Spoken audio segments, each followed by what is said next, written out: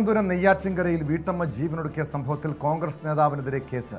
നെയ്യാറ്റിൻകര നഗരസഭ ആരോഗ്യ standing committee chairman Jose ഫ്രാങ്ക്ലിനെതിരെയാണ് കേസെടുത്തിരിക്കുന്നത്. വീട്ടമ്മയുടെ മരണത്തിൽ ആത്മഹത്യാ പ്രേരണ കുറ്റമാണ് ചുമത്തിയിരിക്കുന്നത്. വീട്ടമ്മയും കോൺഗ്രസ് നേതാവും തമ്മിലുള്ള സാമ്പത്തിക ഇടപാടുകളും ഫോൺ രേഖകളും പരിശോധിക്കും. സലിതകുമാരി എന്ന വീട്ടമ്മയാണ് ജീവനൊടുക്കിയത്. ഇവരുടെ ആത്മഹത്യാക്കുറിപ്പ് കഴിഞ്ഞ ദിവസം പുറത്തു വന്നിരുന്നു. വിശദാംശങ്ങളുമായി അരുൺ മോഹൻ ചേരുന്നുണ്ട് നെയ്യാറ്റിൻകരയിൽ നിന്ന്. അരുൺ, ഈ വീട്ടമ്മയുടെ ഈ സലിതകുമാരിയുടെ ആത്മഹത്യാക്കുറിപ്പിൽ കോൺഗ്രസ് നേതാവ് ജോസ് ഫ്രാങ്ക്ലിനെതിരെ ഗുരുതരമായിട്ടുള്ള ആരോപണങ്ങൾ ഉന്നയിച്ചിരുന്നു. അതായത് അവർക്ക് മറ്റു സാമ്പത്തികമായ സഹായം നൽകാം, ലോൺ വാഗ്ദാനം ചെയ്തിരുന്നു. മാത്രമല്ല തന്നെ വഞ്ചിച്ചു, ഈ കോൺഗ്രസ് നേതാവ് ജോസ് തന്നെ വഞ്ചിച്ചു എന്ന രീതിയിലുള്ള ഗുരുതരമായിട്ടുള്ള പരാമർശങ്ങൾ ഉൾപ്പെടെ ആത്മഹത്യാക്കുറിപ്പിലുണ്ടായിരുന്നു. ഇതിൻ്റെ അടിസ്ഥാനത്തിലാണോ ഇയാൾക്കെതിരെ ഇപ്പോൾ കേസെടുത്തിരിക്കുന്നത്? തീർച്ചയായും ടോം, അങ്ങനെ തന്നെയാണ് നമുക്കിപ്പോൾ അറിയാൻ കഴിയുന്നത്. കഴിഞ്ഞ ബുധനാഴ്ചയായിരുന്നു ഈ പറയുന്ന നെയ്യാറ്റിൻകര മുട്ടക്കാട് സ്വദേശിയായ സുനിതകുമാരി എന്ന വീട്ടമ്മ, 2 മക്കളുള്ള ഈ വീട്ടമ്മ വീട്ടിൽ ആത്മഹത്യ ചെയ്ത നിലയിൽ കാണുന്നത്. പ്രാഥമികമായി നമുക്ക് അപ്പോൾ മനസ്സിലാക്കാൻ കഴിഞ്ഞത് ഗ്യാസിൽ നിന്ന് തീ പടർന്ന ഒരു അപകടമായിരുന്നു ഇതെന്നുള്ളതായിരുന്നു നമുക്ക് മനസ്സിലാക്കാൻ കഴിഞ്ഞത്. എന്നാൽ വ്യാഴാഴ്ച ഫോറൻസിക് സംഘം ഉൾപ്പെടെയുള്ളവർ വീട്ടിലെത്തി പരിശോധന നടത്തിയപ്പോഴായിരുന്നു മണ്ണെണ്ണ ഒഴിച്ചുള്ള ആത്മഹത്യയാണ് നടന്നതെന്ന്. പോലീസ് നടത്തിയ തിരച്ചിലായിരുന്നു 2 ആത്മഹത്യാക്കുറിപ്പ് ലഭിക്കുന്നത്. 2 ആത്മഹത്യാക്കുറിപ്പ് മക്കൾക്ക് വേണ്ടി, അവരുടെ 2 മക്കൾക്ക് വേണ്ടി എഴുതിയതായിരുന്നു. അതിൽ വ്യക്തമായി ഈ പറയുന്ന നേരത്തെ ഉണ്ടായിരുന്ന ആരോപണം സൂചിപ്പിച്ചിരുന്നു.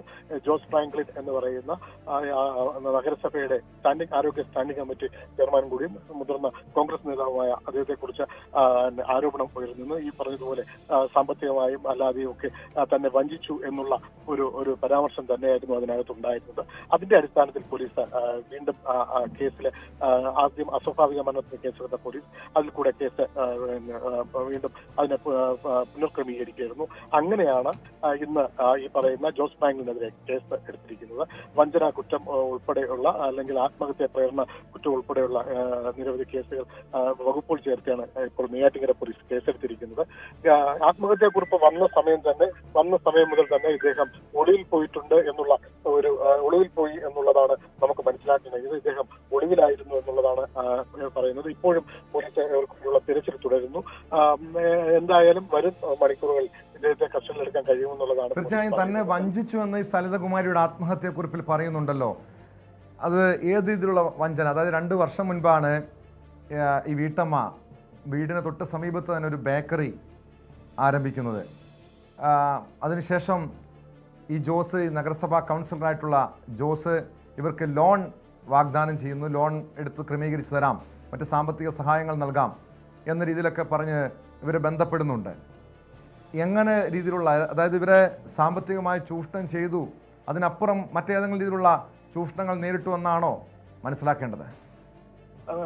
തീർച്ചയായും സാമ്പത്തികമായ വാഗ്ദാനം, ഈ പറയുന്ന ലോൺ ഉൾപ്പെടെ എടുത്തു നൽകാമെന്നുള്ള വാഗ്ദാനവും ഒക്കെ ഉണ്ടെങ്കിൽ അതിനപ്പുറമുള്ള ചില ചൂഷണങ്ങളും നടന്നിരുന്നതായെന്നാണ് നമുക്ക് വായിക്കാൻ കഴിയുന്നത്, അല്ലെങ്കിൽ പോലീസിന്റെ ഭാഗത്ത് നിന്ന് നമുക്ക് മനസ്സിലാക്കാൻ കഴിയുന്നത്. എന്തായാലും ഇതിലൊക്കെ ഈ പറഞ്ഞ ഇദ്ദേഹത്തിന്റെ നിലപാടിലും ഇദ്ദേഹത്തിന്റെ രീതികളിലൊക്കെ ഇവർ മാനസികമായ വളരെ ബുദ്ധിമുട്ട് നേരിടുകയായിരുന്നു എന്നുള്ളത് ഇവരുടെ മക്കൾ നമുക്ക് നൽകിയ പ്രതികരണങ്ങളിൽ നിന്നും നമുക്ക് മനസ്സിലാക്കാൻ കഴിഞ്ഞ ഒരു കാര്യമാണ്.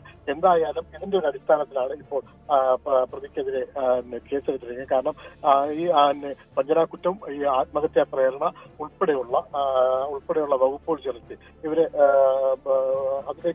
അതിലേക്കാണ് ഇപ്പോൾ പോലീസ് കേസെടുത്തിരിക്കുന്നതായിട്ടാണ് നമുക്കറിയാൻ കഴിയുന്നത്.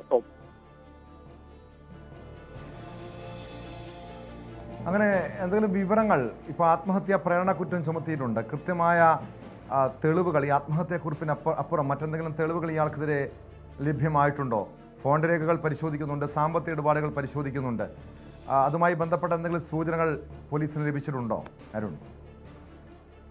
നമുക്ക് നിന്ന് മനസ്സിലാക്കാൻ കഴിയുന്നത് തീർച്ചയായും നേരത്തെ സൂചിപ്പിച്ചതുപോലെ ഫോൺ രേഖകൾ ഉൾപ്പെടെയുള്ള ഇനി പോലീസ് അത് കൂടുതൽ അന്വേഷിച്ചതിന് ശേഷം മാത്രമായിരിക്കും കൂടുതൽ നടപടിയിലേക്ക് പോകുന്നത്. എന്തായാലും ആത്മഹത്യാക്കുറിപ്പ് എന്ന് പറയുന്ന ഒരു മരണമൊഴിക്ക് തുല്യമായ ആത്മഹത്യാക്കുറിപ്പ്, അതിൽ പറയുന്ന സൂചന വെച്ചുകൊണ്ടാണ് ഇപ്പോൾ പോലീസ് കേസെടുത്തിരിക്കുന്നു എന്നുള്ളതാണ് നമുക്ക് പോലീസിന്റെ ഭാഗത്തു നിന്ന് മനസ്സിലാക്കാൻ കഴിയുന്നത്. തീർച്ചയായും ഇദ്ദേഹത്തിന്റെ ഫോണും ഈ മരിച്ച സുനിതയുടെയും ഉൾപ്പെടെയുള്ള ഫോണുകൾ ഉൾപ്പെടെ പരിശോധിക്കേണ്ടത്. അത് പരിശോധനയ്ക്ക് വിധേയമാവും. എന്തായാലും പോലീസിന്റെ പ്രഥമ ഘട്ടം എന്ന് പറയുന്നത് ജോസ് ഫ്രാങ്കലിനെ കസ്റ്റഡിയിലെടുക്കുക. അത് നമുക്ക് മനസ്സിലാക്കാൻ കഴിയുന്നത് അതിലേക്ക് വേണ്ടിയുള്ള ഒരുക്കങ്ങൾ ഒരുങ്ങുന്നു.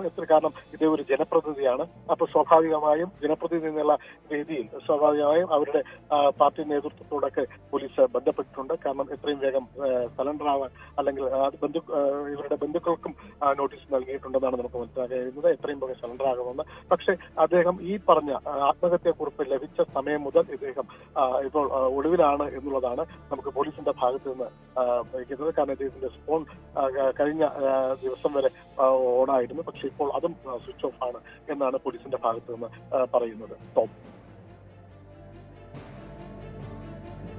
യെസ്, വ്യക്തമാണ്. അരുൺ മോഹനാണ് വിവരങ്ങൾ നൽകിയത്. തിരുവനന്തപുരം നെയ്യാറ്റിൻകരയിൽ വീട്ടമ്മയുടെ ആത്മഹത്യയിലാണ് കോൺഗ്രസ് പ്രാദേശിക നേതാവിനെതിരെ പോലീസ് ആത്മഹത്യാ പ്രേരണ കുറ്റം ചുമത്തി കേസെടുത്തിരിക്കുന്നത്.